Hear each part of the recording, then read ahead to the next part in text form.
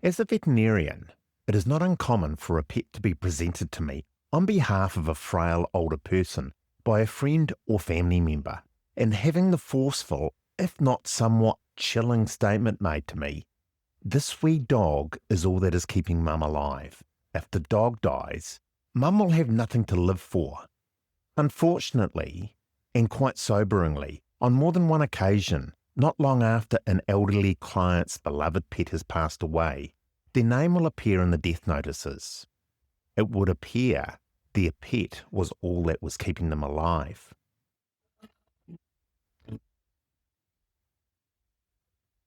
Hi, I'm veterinarian Brian Gregor, and you are listening to the Vetpodcast.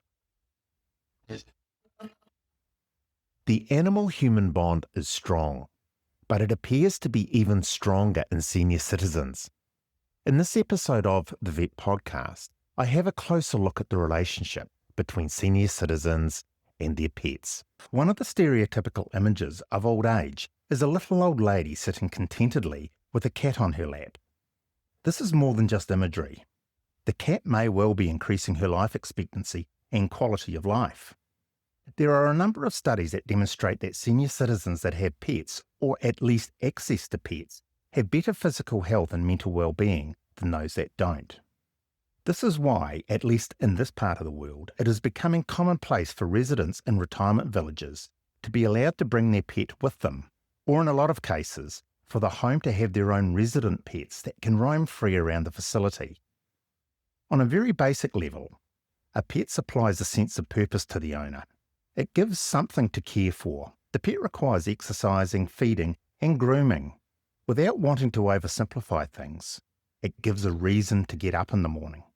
Simple companionship is very important. Often the elderly person's life partner has died, the kids have left home, and they are living alone. There is a void in their life for someone or something to care for and love. A reason for being, if you like. I'm sure we have all had deep conversations with our own pets. I know I have. It may be one-sided verbally, but the tail wags and the purrs tell me that the pet has understood everything I have said. Even just a cat on your knee or a dog at your feet can be such a warm and reassuring feeling, and who doesn't enjoy a good cuddle? Pets also satisfy the need to touch and be touched, and a big thing is that they are non-judgmental and they don't hold a grudge. We are all creatures of routine. If there is no reason for a routine, no one to cook for or care for, really, what is the point of life? But if there is a dependent pet, there is the reason. The cat wants to be fed at 8 in the morning, so there is a reason to get out of bed. The little dog needs exercise, so on with the lead and out for a walk. And so it continues. Having to regularly feed a pet can remind the owner to eat themselves. Having to buy pet food reminds the owner to buy food for themselves. So what about the benefits to the physical health of the owner? We have already mentioned exercise in regard to routine, but usually to exercise a dog infers the owner exercises themselves, with all of the benefits to health, in particular cardiovascular and locomotory health, this confers. The long and the short of it is that exercise is good for you. I will add, at any age.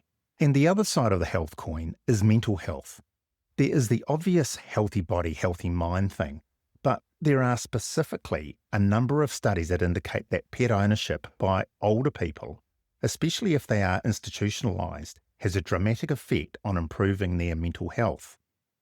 Now, for completeness here, I would be remiss not to mention that there is one study that I have come across that found no benefit of pet ownership in the 60 to 64 year age group, and another study found a link between dog ownership and depression, although the causal relationship for this finding is unclear.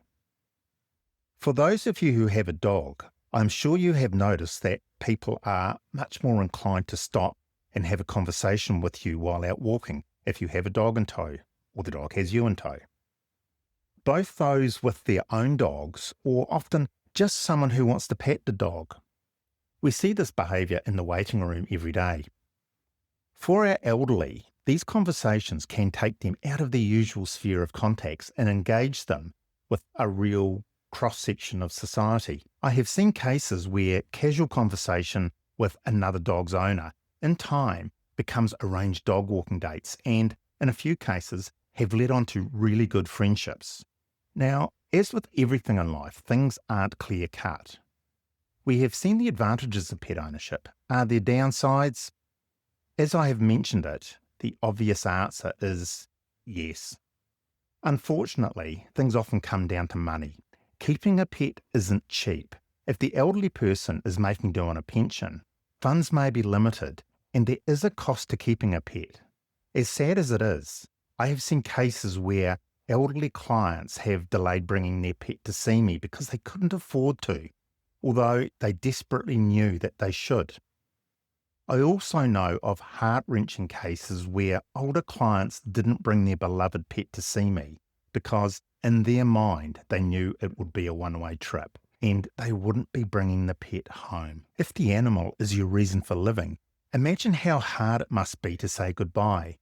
To add to this, and this is an observation, I have no statistics to go with it, but often the pets of older people are older themselves and may require more veterinary involvement than a younger pet.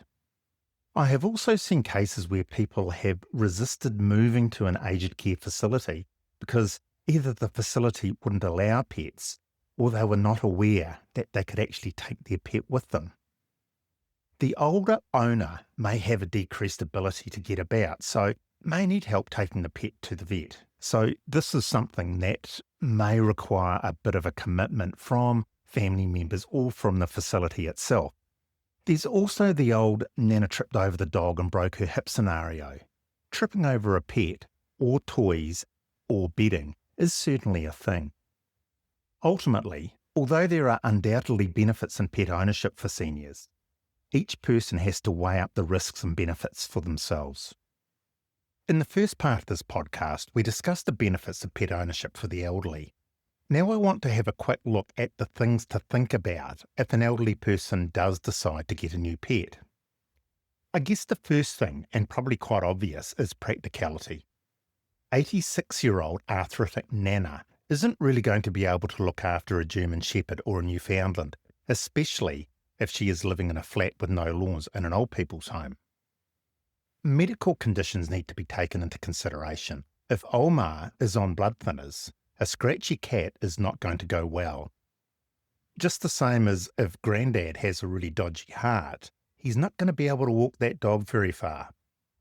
Conversely, if you are retired but still mobile and plan to head away on holiday regularly, if COVID doesn't get in the way, maybe a cat would be better than a dog. The behaviour of a pet is paramount for older people. If the cat is expected to sit on the bed or on Grandad's knee, a kitten that is shy and aloof is probably not the best choice. Breed is also really important, remembering that different behavioural characteristics are often breed-related. Compare a Border Collie to a Bichon Frise or a Papillon, for example. The Border Collie is a million miles an hour dog that always wants to be busy, whereas the little lap dogs couldn't really care less and will probably just sit beside the chair. Don't just limit the pet choices to cats and dogs. There are situations where neither of these species are the best idea. What about a bird or even a tank of fish? Although they're not really known for sitting on your knee, they will provide company and they will still require caring for. As I mentioned earlier, a number of retirement homes may have their own pets, and this may well suffice. Obviously, in this situation, the care of the animal is up to the home rather than the individual, and may well be a really good compromise in some situations. I have heard a slightly alarming, I suppose you call it an urban myth, about one of the local retirement homes here, where it is said that the facility's cat sleeps on the bed of the person if they are about to die. I'm sure I'd be kicking that cat off my bed as fast as I could. It may be that guidance is needed as to whether having a pet is the best option for some people. Over my time, I have seen a few sad cases where an elderly pet owner is not up to the task of caring for a pet, either mentally or physically. If the person is in a home, check with their carers first. do not hesitate to discuss the whole pet owning thing with a veterinarian, both the suitability of a certain pet and also what will be required to look after it. This may be a case of try before you buy. See if it is possible to have the pet for a month, say, to see how it goes. And finally, we're back to the if the dog dies, mum dies thing. There is always a sting in the tail if the pet dies first. Ultimately, there may well be benefits in pet ownership for the elderly. The benefits and risks have to be weighed up on an individual basis and a rational decision made. And that's it for another episode of the Vetpodcast.